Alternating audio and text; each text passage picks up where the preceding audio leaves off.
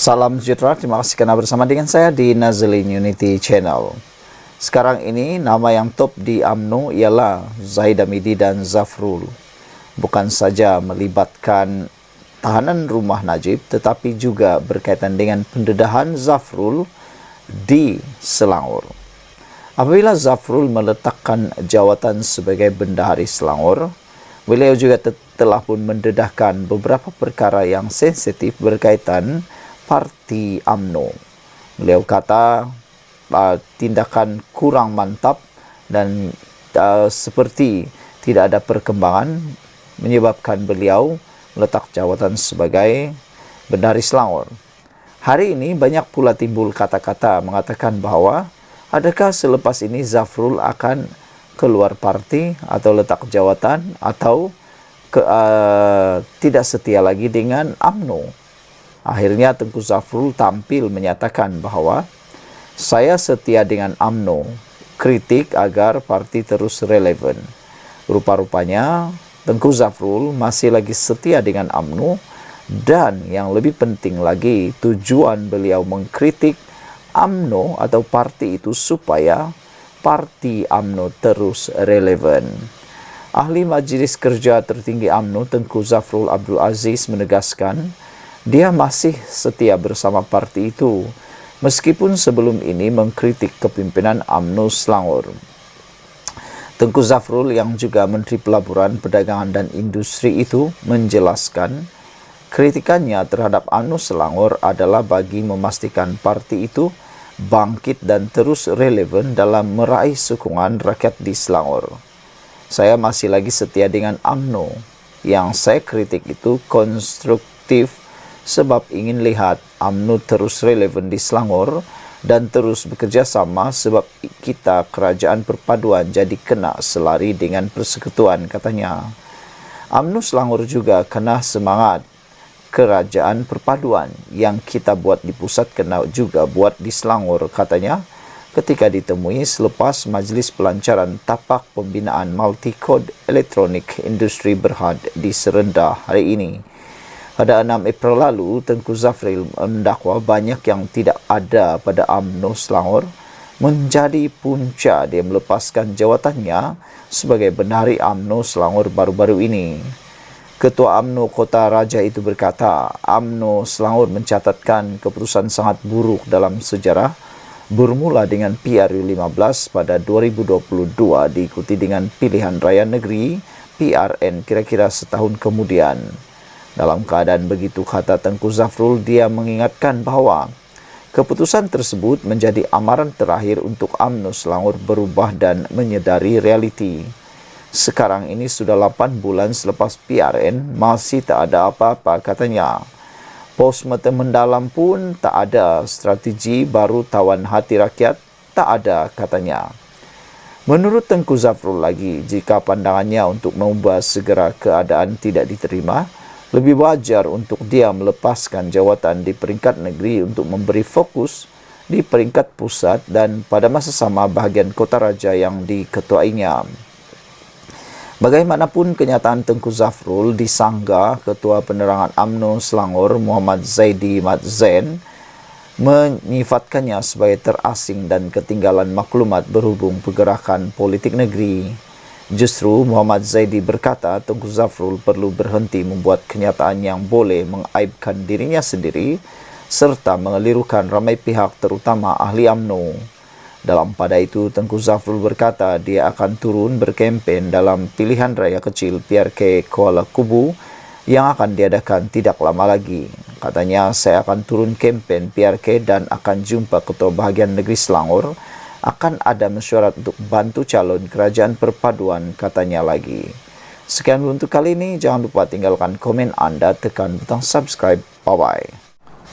Salam sejahtera, terima kasih kerana bersama dengan saya di Nazlin Unity Channel. Ini satu lagi pendedahan luar biasa. Akhirnya SPRM tangkap jerung besar lagi. Kalau sebelum ini banyak jerung-jerung telah ditangkap dan kita bersyukur kerana di bawah kepimpinan Anwar Ibrahim, SPRM benar-benar menangkap bukan saja ikan-ikan bilis, tetapi menahan dan menangkap jerung-jerung besar. Sebelum ini banyak kali kita dengar hanya ikan-ikan bilis yang ditangkap, tapi apabila Anwar Ibrahim mengisytiharkan perang terhadap rasuah secara habis-habisan, terbuktilah apabila saban hari kita mendengar bukan lagi sekadar bilis-bilis, tetapi ikan jerung tetap ditangkap. Orang-orang besar, Tan Sri, datuk-datuk, semua disiasat. Itulah yang kita mahukan. Tiada double standard. Hari ini kita digemparkan lagi dengan penahanan penguatkuasa perikanan Perlis oleh SPRM kerana rasuah bulanan. Wow, rasuah pun sudah upgrade. Bukan saja rasuah secara one-off, tetapi ada pula rasuah bulanan. Macam mana bentuk rasuah bulanan itu, saya pun tak tahu. Anda mungkin tahu atau mempunyai maklumatnya. Anda boleh tolong tuliskan dalam ruangan komen di bawah ini. Bagaimana agak-agaknya rasuah bulanan ini? Saya pun tidak pastilah bagaimana cara rasuah bulanan itu. Mungkinlah adalah bayaran setiap bulan, mungkin tak tahulah. Yang pastinya SPR menjalankan tugas dengan luar biasa. Sila tuliskan komen Anda untuk ucapan tahniah kepada SPRM. Seorang anggota penguatkuasa Jabatan Perikanan Negeri Perlis direman 4 hari bagi siasatan terhadap dakwaan meminta dan menerima rasuah bulanan daripada syarikat bot penangkapan ikan di negeri ini. Perintah reman dikeluarkan Magistrat Nur Syaida Abdul Rahim selepas suspek yang bertugas sebagai pembantu laut grade A19 itu dibawa ke mahkamah itu sekitar jam 8.45 pagi ini. Sumber berkata penahanan suspek berusia 44 tahun itu dilakukan hasil maklumat dan risikan SPRM Negeri Perlis terhadap kegiatannya. Suspek dipercayai meminta rasuah antara RM500 hingga RM800 setiap bulan antara Januari hingga Disember tahun 2022 daripada seorang pengusaha sebuah syarikat bot penangkapan ikan sebagai dorongan supaya pihak Jabatan Perikatan Negeri itu tidak mengambil tindakan terhadap kesalahan yang dilakukan oleh 5 bot penangkapan ikan milik syarikat itu. Suspek dipercayai membocorkan maklumat mengenai operasi penguatkuasaan yang dilakukan oleh jabatannya serta agensi penguatkuasaan lain di sekitar perairan Perlis. Katanya wang rasuah yang diminta itu kemudian akan dimasukkan ke dalam akaun bank orang tengah yang dipercayai akaun pribadi milik suspek. Suspek sudah berkhidmat dengan jabatan berkenaan lebih 10 tahun dan sudah berkahwin. Kita percaya wang rasuah yang diminta oleh suspek sepanjang tempoh itu pula hanya mencicil sebanyak RM4.800 sahaja, katanya. Semalam, suspek ditahan di Pejabat Suruhanjaya Pencegahan Rasuah Malaysia SPRM Perlis di Kangar sekitar jam 2 petang selepas diminta hadir untuk diambil keterangannya. Sumber berkata kes disiasat mengikut Seksyen 17A Akta SPRM 2009.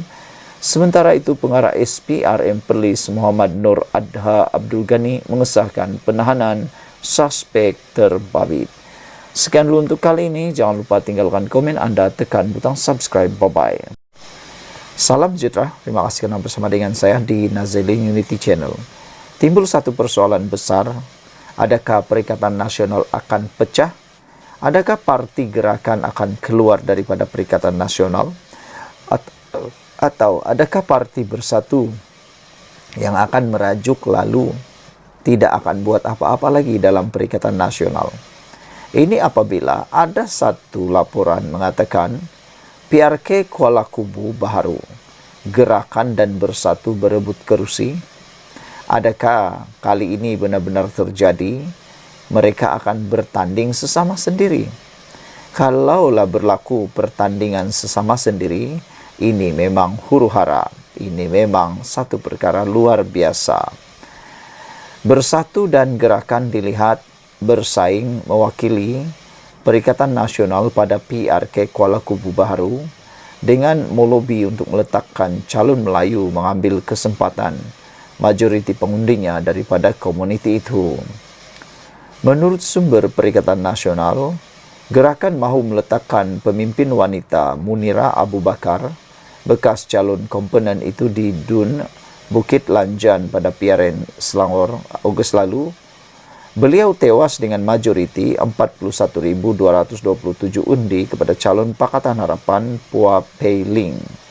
Pada PRN lalu, calon gerakan mewakili Perikatan Nasional iaitu Henry Teo tewas kepada Lee Ki Hyong kepada DAP dengan 4.119 undi di Dewan Undangan Negeri Kuala Kubu Baharu. Lee yang mewakili PH di kawasan itu sejak 2013 meninggal dunia 21 Mac lalu akibat barah. Dalam pada itu, sumber berkenaan turut memberitahu Bersatu pula mencadangkan pemangku Ketua Hulu Selangor Khairul Azhari Saud yang juga anak jati tempatan untuk membawa cabaran Perikatan Nasional pada PRK 11 Mei ini. Sumber memaklumkan PAS yang menguasai Parlimen Hulu Selangor dan Dewan Undangan Negeri Dun Hulu Bernam tidak mencadangkan ahlinya menjadi calon, sebaliknya hanya mahu membantu kemenangan Perikatan Nasional PN. Ini amalan biasa di mana setiap parti komponen cadangkan calon untuk dipertimbangkan pucuk pimpinan.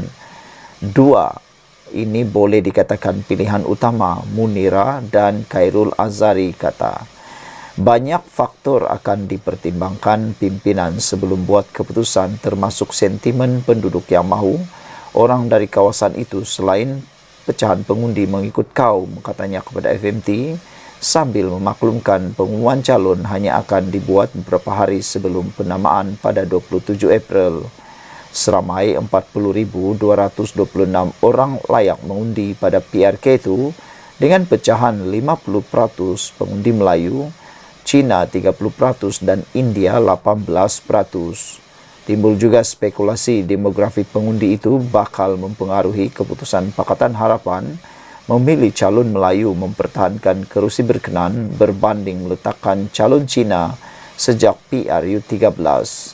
Sementara itu, Munira ketika dihubungi FMT mengesahkan beliau akan mendengar namanya dicalonkan parti bagi PRK berkenan, namun menegaskan perbincangan lanjut sedang berjalan antara pimpinan utama Perikatan Nasional. Kata beliau, betul saya ada dicalonkan di peringkat parti sebagai PN maupun calon Melayu. Namun saya difahamkan perbincangan masih berterusan dan belum ada keputusan lagi.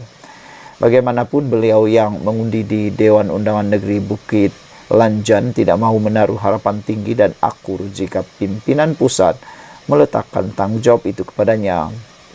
Apa saja Allah aturkan, saya ambil tanggung jawab itu sekiranya ia diberikan kepada saya, katanya.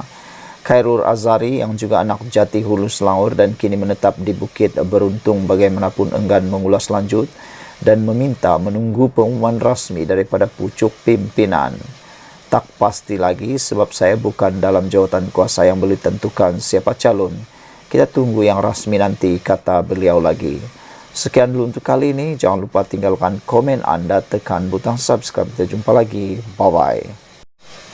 Salam sejahtera. Terima kasih karena bersama dengan saya di Nazilin Unity Channel.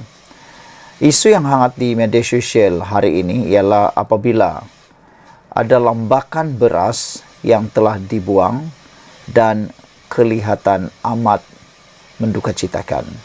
Sehingga kan salah seorang menteri yaitu Mat Sabu telah pun membuat satu arahan supaya dicari orang yang bertanggung jawab membuang beras tersebut.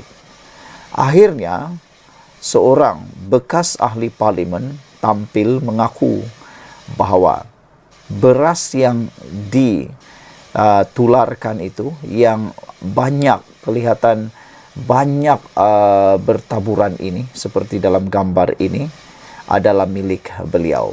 Bekas ahli parlimen itu telah pun tampil memohon maaf terpaksa buang beras barangan dapur. Apa sebab beliau buang beras yang banyak ini dan apa sebab dia buang barangan dapur ini? Ini menjadi persoalan besar dan ini menjadi satu tanda tanya yang besar. Ada juga pertanyaan, adakah menyorok beras, kata mereka. Bekas ahli Parlimen Kuala Krau, Ismail Mohamed Said mengakui barangan keperluan asas yang dibuang di tapak pelupusan sampah haram di Temerloh adalah dari gudang simpanan dikendalikan pihaknya. Wow, ada gudang simpanan dikendalikan oleh pihaknya. Dan yang lebih mengejutkan kita ialah dibuang pula di tapak pelupusan sampah haram. Dah tahu itu tapak pelupusan sampah haram, dibuang juga pula di sana. Dan yang lebih mengejutkan ialah adalah dari gudang simpanan. Banyak juga beras ini, untuk apa sebenarnya? Dia berkata barangan terbabit sudah mengalami kerosakan dan tidak selamat untuk diagihkan kepada penduduk sekitar. Ismail dalam satu kenyataan turut memohon maaf atas kejadian itu. Saya mengambil tanggungjawab penuh terhadap isu pelupusan barangan yang berlaku ini, katanya. Beras dan barangan dapur ini merupakan stok simpanan yang sentiasa disediakan bagi memenuhi permintaan orang ramai ketika saya menjadi ahli Parlimen Kuala Krau. Semua barangan ini menggunakan peruntukan peribadi, tidak membabitkan peruntukan daripada Kerajaan Persekutuan atau Kerajaan Pahang, katanya. Sejak semalam, tular beberapa keping gambar menunjukkan beras dan pelbagai barangan keperluan harian dibuang di tapak pelupusan sampah. Tapak pelupusan sampah itu terletak di laluan pintasan Rumpun Makmur, Kampung Gunung Senyum, dekat Kuala Krau, Temerloh. Ismail turut menjelaskan punca barangan terbabit dilupuskan adalah disebabkan penemuan bangkai tikus dan beras dicemari bubuk atau kutu beras. Pada 5 April lalu, saya menerima aduan daripada jiran mengenai bau busuk dari gudang simpanan barangan tersebut. Hasil siasatan di stor simpanan menemui beberapa ekor bangkai tikus dan beras serta barangan dapur ini dicemari bubuk atau kutu beras dan tidak sesuai untuk diagihkan kepada orang ramai. Sebahagian daripada beras ini sudah diserahkan kepada penternak ayam dan itik di kawasan sekitar, manakala sebahagian lagi dilupuskan, jelasnya. Menjadi persoalan netizen ialah kenapa tidak dibagi semua beras itu kepada penternak ayam dan itik, kata mereka. Kenapa pula dibuang begitu saja? Pembaziran yang melampau, kata mereka. Sementara itu, Kementerian Pertanian dan Keterjaminan Makanan dalam kenyataannya telah mengambil langkah segera dengan menjalankan siasatan melalui kawal selia padi dan beras cawangan Temerloh di lapangan. Turut hadir di lokasi adalah pihak Perbadanan Pengurusan Sisa Pepejal dan Pembersihan Awam. Berdasarkan penemuan awal, pihak PPB Cawangan Temerloh mendapati bahawa beras-beras tersebut telah rosak dan tidak sesuai serta tidak selamat untuk dimakan. Oleh itu, KPKM menasihatkan semua pihak agar tidak membuat sebarang spekulasi mengenai isu ini, memandangkan perkara ini masih dalam siasatan di bawah Akta Kawalan Padi dan Beras, tegasnya.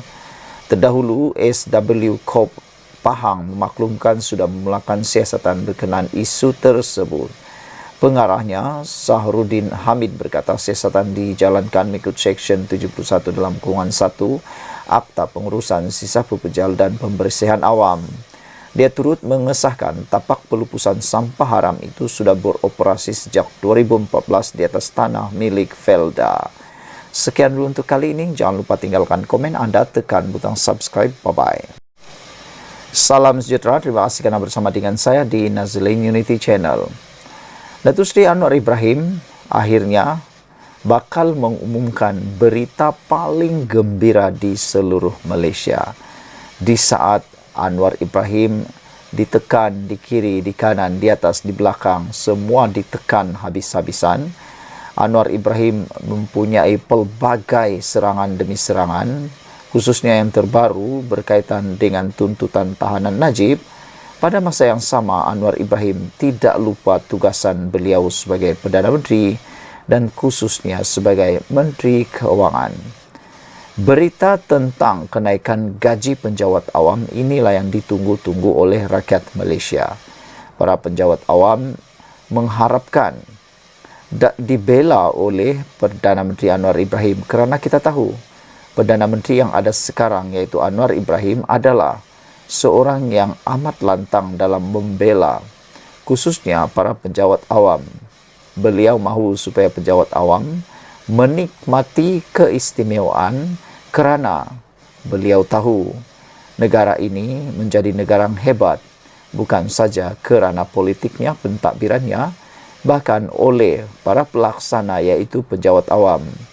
Selain daripada itu, Anwar Ibrahim juga telah sedar selama ini gaji para penjawat awam adalah tidak berbaloi ataupun tidak sesuai dengan gerak kerja ataupun beban kerja yang dialami oleh para penjawat awam. Selain itu, Anwar Ibrahim juga tahu bahawa gaji penjawat awam sudah terlalu lama tidak disemak. Oleh sebab itulah, Anwar Ibrahim bakal umum kenaikan gaji penjawat awam pada 1 Mei ini. Wah, ini yang ditunggu-tunggu oleh rakyat jelata khususnya para penjawat awam. 1 Mei adalah hari pekerja. Jadi, adakah pada waktu itu benar Anwar Ibrahim akan umumkan kenaikan gaji penjawat awam? Perdana Menteri Anwar Ibrahim akan mengumumkan struktur gaji baharu penjawat awam pada Perhimpunan Hari Pekerja yang disambut pada 1 Mei. Anwar yang juga Menteri Kewangan berkata, mesyuarat Jawatankuasa Induk Kajian Sistem Saraan Perkhidmatan Awam JIKSPA yang dipengerusikannya hari ini hampir memuktamadkan tambah baik struktur gaji itu. Menurutnya, perkara itu seterusnya akan diputuskan dalam mesyuarat Jemaah Menteri. InsyaAllah cadangan penambahbaikan termasuk usaha meningkatkan kadar pendapatan bersih penjawat awam akan saya umumkan pada hari pekerja nanti, kata Anwar. Semoga usaha ini menjadi motivasi buat penjawat awam untuk meningkatkan produktiviti dan memberikan perkhidmatan yang terbaik kepada rakyat, katanya di Facebook. Menurut Anwar, komitmen kerajaan untuk menyelesaikan usaha menambah baik struktur gaji penjawat awam yang dilaksanakan menerusi kajian SSPA itu dibuat di sebalik ekonomi negara yang mencabar kesan ketidaktentuan geopolitik dunia. Kerajaan mengambil pendirian dan tanggungjawab ini mengambil kira tekanan kos sara hidup bagi penjawat awam terutamanya yang berpendapatan rendah, kata Anwar lagi. Saudara-saudara sekalian, ayuhlah kita semua menyokong kepimpinan Datuk Seri Anwar Ibrahim kerana beliau tidak pernah membiarkan para penjawat awam dan beliau benar-benar memperjuangkan anda semua. Sekian dulu untuk kali ini. Jangan lupa tinggalkan komen anda, tekan butang subscribe. Bye-bye. Salam sejahtera, terima kasih kerana bersama dengan saya di Nazlin Unity Channel. Ini kejutan paling besar apabila PAS mengiktiraf Anwar Ibrahim. Ini apabila pemimpin PAS tak sangka Perdana Menteri ke-10 Anwar Ibrahim berani keluar dari zon play safe ataupun bermain secara selamat. Seorang pemimpin PAS mengakui Perdana Menteri Anwar Ibrahim bersuara lantang dalam membela saudara se-Islam di Palestin. Ahli Jawatankuasa PAS Pusat Dr. Muhammad Zuhdi Marzuki berkata, suara lantang Anwar Ibrahim sebagai Perdana Menteri Malaysia sudah tentu memberi kesan jauh berbeza berbanding kedudukannya sebelum ini yang hanya pemimpin sebuah organisasi sivil dan pemimpin sebuah parti politik. Saya sendiri tidak menyangka Datuk Seri Anwar Ibrahim berani keluar dari zon play safe setelah beliau melihat kekejaman terhadap rakyat Palestin semakin memuncak. Reaksi kuasa besar terhadap Malaysia kesan daripada suara lantang Datuk Seri Anwar Ibrahim seperti boleh dijangka, bahkan sudah pun dirasai kini, katanya dalam satu kenyataan. Secara jujur, Zuhdi berkata, beliau melihat situasi hari ini sangat memerlukan kesemua pemimpin umat Islam di Malaysia untuk duduk semeja dan berdiri sepentas. Tindakan itu jelasnya bukan hanya untuk memperkukuhkan solidariti membela saudara se-Islam di Palestin, Malah ujarnya bersama-sama menongkah cabaran getir yang bakal dihadapi oleh Malaysia disebabkan solidariti tersebut. Jangan jadikan cabaran getir itu sebagai air keruh yang diteguk. Sebaliknya, jadikan ia sebagai kiambang untuk ditaut. Sekiranya semasa zaman Perdana Menteri ke-4 dan Perdana Menteri ke-6 boleh berlaku, mengapa pada zaman Perdana Menteri ke-10 tidak boleh tambah zuhdi lagi?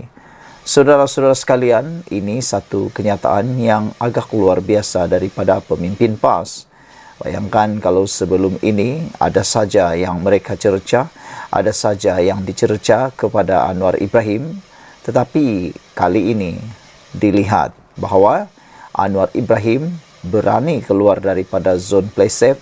Bahkan pemimpin PAS ini mengaku beliau tidak menyangka bahawa Anwar Ibrahim bersuara lantang dalam membela saudara se-Islam di Palestin. Yang menyatakan ini adalah orang yang hebat, ahli jawatan kuasa PAS Pusat, Dr. Muhammad Zuhdi Marzuki. Beliau kata suara lantang Anwar sebagai Perdana Menteri Malaysia sudah tentu memberi kesan jauh berbeza berbanding kedudukannya sebelum ini yang hanya pemimpin sebuah organisasi sivil dan pemimpin sebuah parti politik. Jauh kelihatan sekarang betapa hebatnya Anwar Ibrahim sehingga tidak disangka bahawa Anwar Ibrahim berani keluar dari zon play safe setelah beliau melihat kekejaman terhadap rakyat Palestin semakin memuncak. Saudara-saudara sekalian, belum sampai pun 2 tahun Anwar Ibrahim jadi Perdana Menteri, suaranya mulai didengar oleh seluruh dunia, terutamanya melibatkan konflik Palestin. Dengan mempunyai kapasiti sebagai Perdana Menteri, Anwar Ibrahim menggunakan seluruh kapasiti itu untuk berjuang bagi sesama saudara Islam di Palestin menurut ahli jawatan kuasa PAS Pusat ini. Sekian dulu untuk kali ini. Jangan lupa ikuti terus ulasan selepas ini.